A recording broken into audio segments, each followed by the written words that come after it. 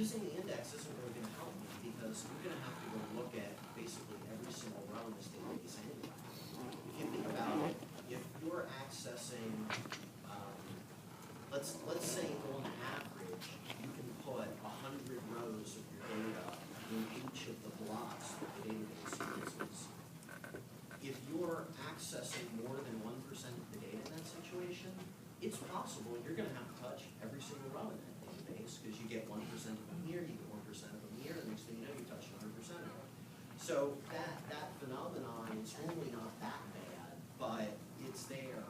So the default tuning on the database, the number ends up coming out as in the neighborhood of 20%.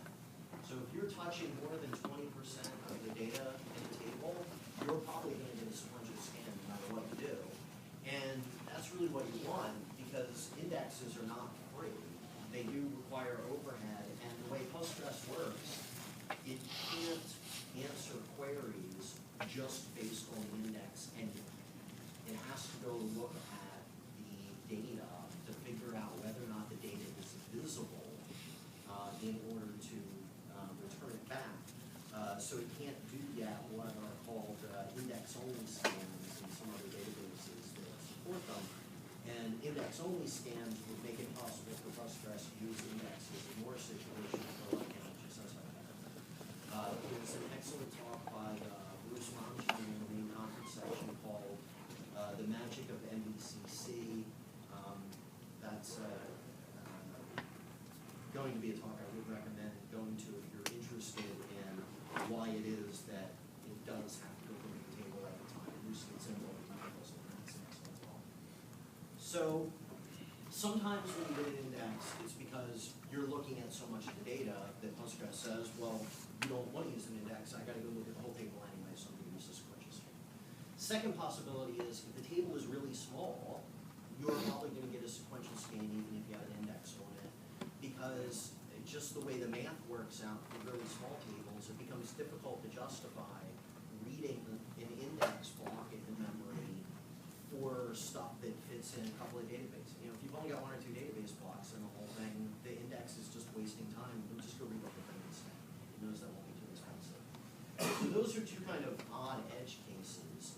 But once you get out of the trivial situation, the most common thing that causes things to not use an index are bad statistics on the database. Statistics get calculated whenever you run what's called the analyze step on the database. You can run analyze by hand on a table. Auto vacuum that runs in the background all the time will also make decisions about analyzing. The terminology here is somewhat unfortunate. There is both the analyze command and vacuum command. Vacuum, most people know, is a big, intensive process. There's also a vacuum analyze command, and auto vacuum does both vacuum and analyze.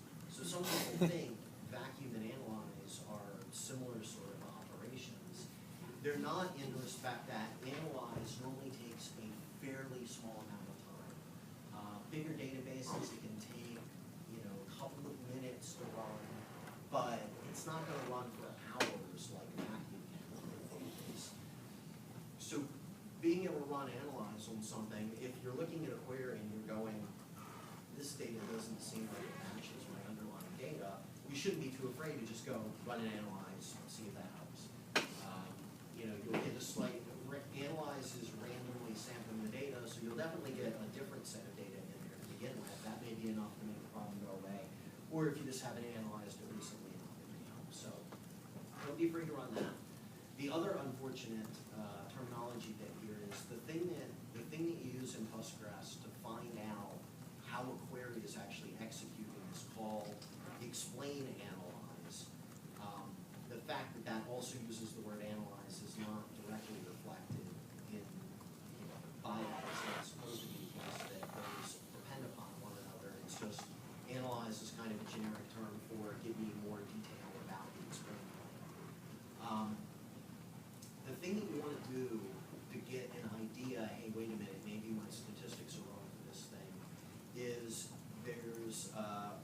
run something in explain and analyze, it actually runs the query and shows you what it was expecting to happen in the query versus what actually happened in the query. And those numbers will include estimates. It'll say things like, expected equals 10,000 rows, actual equals 1,000,000 rows. You see stuff like that? The query planner has possibly made a terrible decision based on bad statistics. The last one I ran into on the production server, it was because someone was running a benchmark and they ran analyze at the beginning of the benchmark and then loaded a bunch of data into the table, and then they ran all their queries.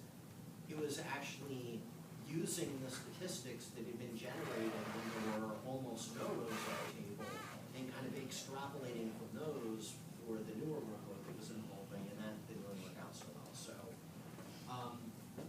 don't be afraid to run analyze. Don't be afraid to look at explain analyze output. Just recognize that you will run the query and run explain analyze. So however long the query takes to run, you're going to have to wait that long. And you can run explain analyze on things that do updates or deletes or things that are called functions, aka stored procedures. So if you do something in your query that actually makes changes to the database and you run it on explain analyze, it's still going to make changes to the database when it runs. It's just going to give you timing information back again. If you see this variation, if the estimated numbers and the actual look wrong, the first thing to try is to try increasing what's called the statistics target. The statistics target is this number for how many samples it collects and how many buckets worth of data it puts it in. The statistics, the idea behind the statistics is it actually collects up buckets of data that are in a histogram that say things like, well, this percentage of the data looks like this, and this percentage of the data looks like this. And then when you ask it, well, what percentage of the rows are going to match this thing, it tries to estimate that using the data that's found in buckets. It's problematic to increase the statistics number across the whole database in some cases because putting a huge number on the statistics collected, it slows down analyze, which most people don't care about. It slows down the queries a little bit too. Whenever you run a query, it has to go look through all this statistics data and decide, what do I want to do? How do I want to execute this thing? So the more data there's sitting in that thing that it needs to consider, the longer it'll take to plan the query. Now that may be fine, but in some situations, particularly web applications tend to be sensitive to this stuff. You don't want the query plan to take a long time to execute. You want it to just get it over with and go execute the query already. And so putting the statistics into a giant thing just to solve query planning problems essentially shifts the problem of what am I going to do with this stuff from, okay, you may get a slow query plan to you're definitely going to get a slow planning operation out of the whole thing. So be careful with that. Because of that, in a lot more cases than I think I see, what would really make sense, if you're in a situation where you've said, well, here's a query, the query plan is bad, and it's bad because its statistics are wrong on this thing, the explain is this number, the actual is this number. You shouldn't reflexively go, well, let's increase default statistics target across the whole database. The first question I suggest you consider instead is it just that one column on that database that just has kind of a funny distribution or there's something odd about it? If that's the case, you can increase the statistics just on that one column. Queries involving that column are going to have a little bit more data to process because of this overhead, but you're not going to be collecting a huge amount of statistics you don't need on every column anymore. And so this will let you get the benefit of speeding up the queries that are problematic without paying so much of the overhead for this giant collection of query stuff that's going to go. That's a good question. What's a good, ratio between estimated and actual? When should I start getting worried about it? probably a factor of 10, the classic order of magnitude. If it's 2 or 3 off or something like that, it's probably not going to be a huge issue. The big problem, and this is the big problem for database optimization in general, is it's really hard sometimes to estimate how selective an index is, or how selective a query is on something. So if you say, give me all of the values for x equals 3, if it has statistics on how often does x equals 3 appear in the data set, and it tries to collect that data, and it may have answers on 3. It'll give you a pretty exact number back. If it doesn't, what it'll do in cases